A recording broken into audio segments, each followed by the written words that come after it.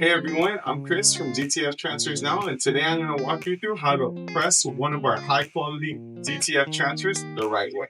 Here's what you'll need: your DTF transfer, your shirt, your Teflon sheet, and your heat press. Then center your design exactly where you want it. So right about there looks good. Make sure you take your time here. It's all about proper alignment. I'm pressing at 300 degrees Fahrenheit at 60 psi for 10 seconds. Alright, you're going to want to let the film cool down a couple of seconds.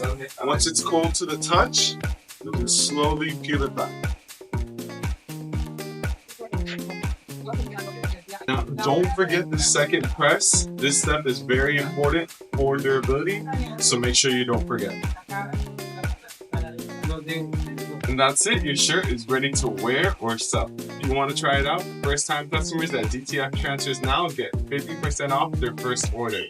Links in the description. Happy pressing.